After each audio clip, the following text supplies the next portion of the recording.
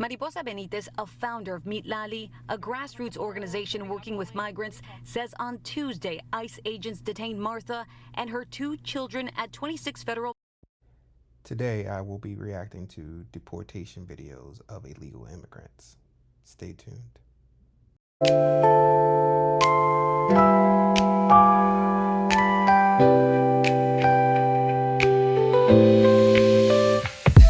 Agents swooping into a neighborhood in Westchester County and detaining a husband and father as he left the house for work. He's a volunteer firefighter and has lived in the community for decades. Tonight, Eyewitness News reporter Stefan Kim with his family's fight to get him back.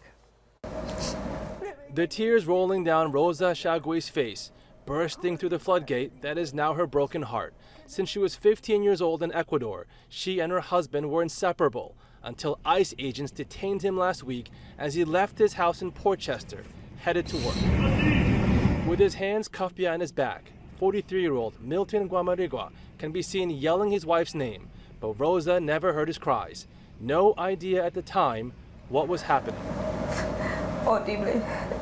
Guamarigua works as a marble stone installer and is a volunteer firefighter in Portchester. The father of 3 volunteers because he is undocumented, so he can't be paid. But his family says he serves his community because he wants to be more. He was recently trying to go back to college to get a degree in IT. My younger sister, who's 8, she asked for my father every single night, and we lied to her and told her that he's on vacation or like a work trip, and for that reason he's not able to come home. Jocelyn admits her father crossed the border illegally when he was 15 years old, but she says in the almost 30 years since he's been here, he has never gotten into. I want to make sure I have this right. They've been here for over 30 years, and this woman cannot speak one word of English. That's why you just can't let anyone come into the country, because they have no intentions on assimilating to the American culture. They just want to come here, take resources, and better their lives, and that's it. Being held at Calhoun County Correctional Center in Michigan. They say he was in the process of applying for his citizenship, and they hope he'll be allowed instead to complete that process and be released. Honestly, it's hard not to break down because I know my mom's already struggling a lot, and she has my 2 younger siblings that are both still in school, and we're just trying to honestly figure out how we can make everything work until my dad comes out and hopefully comes home. In Portchester, Stefan Kim, Channel 7. They all have the same sob story. They're all in the process of getting their documentation. Yeah, it only took 30 years for him to start the process.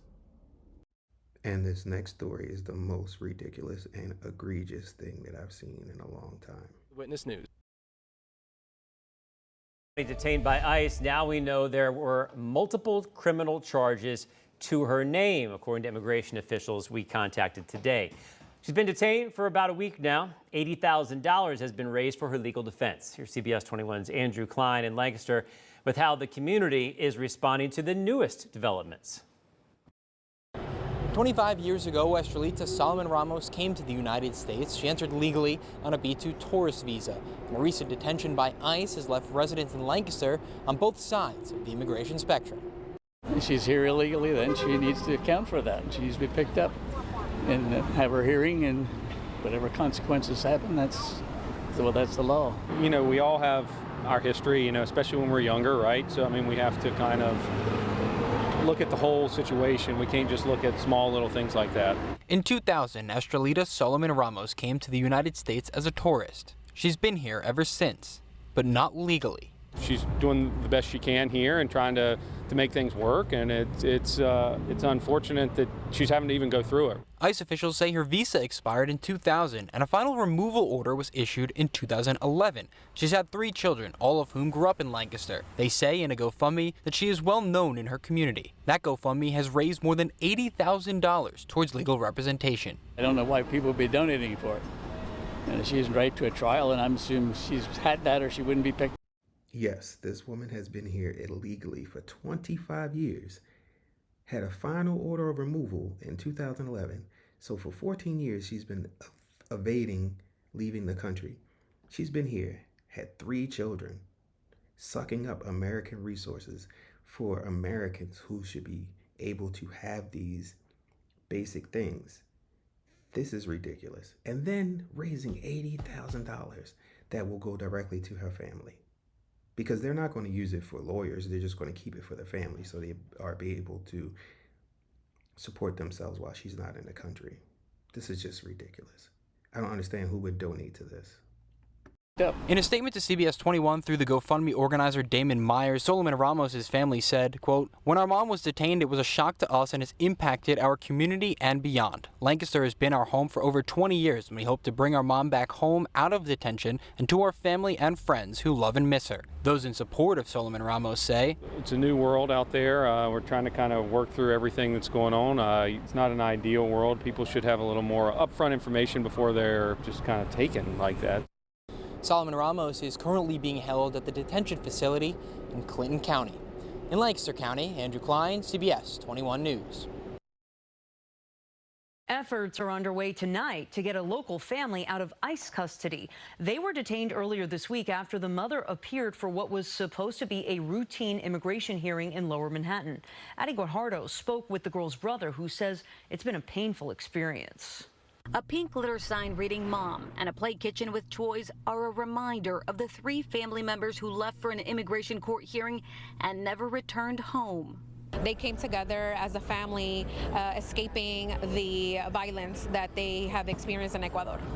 Mariposa Benitez, a founder of Meet Lali, a grassroots organization working with migrants, says on Tuesday ICE agents detained Martha and her 2 children at 26 Federal Plaza. Me sentí destrozado. One of Martha's sons, who lives in Queens and requested we not share his image or name out of fear, says he felt destroyed when he found out his mom, his 6-year-old sister Daira, and his 19-year-old brother Manuel were detained. Lo que más extraño. He says he really misses his mom. Benitez says Martha and Daira are now at an ICE detention center in Dilley, Texas, and Manuel was transferred to the Delaney Hall Detention Facility in Newark, New Jersey. I'm a licensed clinical social worker, and the impact of family separation on their mental health is something that they will not be able to recover from in many years to come. So we are supposed to allow illegal immigrants to stay in the country so that we don't damage their mental health. Okay, I got it. Makes good sense. The Department of Homeland Security released a statement writing in part, Martha and her children entered the U.S. illegally in December of 2022 and wrote, quote, "They have all received final orders of removal from an immigration judge." Ella lo que tiene miedo es que la deporten. Martha's boyfriend says he spoke with her recently and says she's afraid of being deported and of the gangs and danger back home. Daira is believed to be among the youngest students detained by ICE in New York City. Querer hacer algo y no poderlo hacer. Martha's son says he feels helpless, and the most painful part is not knowing when he'll be reunited with the rest of his family again. Martha's loved ones are calling for the family's reunion and release. I'm Addie Guajardo, CBS News, New York. And anguish of having a loved one detained and deported. In May, over Memorial Day weekend, 158 Southeast Asians were deported. That was just a portion of the emotions on display at a press conference and rally in St. Paul earlier today. About a half a dozen Hmong community representatives speaking on recent immigration enforcement efforts in Minnesota's Hmong community. Our Bab Santos is in the newsroom with details. Our state is home to one of the largest Hmong populations in the country, and many of them have been here with refugee status since they were children. But on Sunday, speakers at a press conference said right now their community is concerned.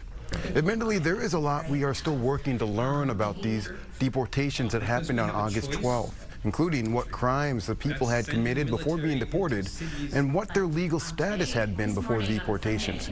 Speakers Sunday morning acknowledged that people deported had criminal histories, but said many of the crimes occurred many years ago and the offenders had since become productive members of society. So once again, they want us to feel sorry for illegal criminal aliens who come into the country, commit crimes, and then say that they're changed people. And then we're supposed to allow them to stay in the country with no consequences. This is just completely absurd. They keep asking, when is Daddy going to come home? And it hurts as much as death. to have to tell them every day that he might never come home again. It feels like my life stopped, like my whole world stopped, and I just had to force myself to keep going. On Sunday, I reached out to Immigration and Customs Enforcement to get answers to the many questions that remain in all of this. We have not heard back, but will continue to pay attention to this continuing situation.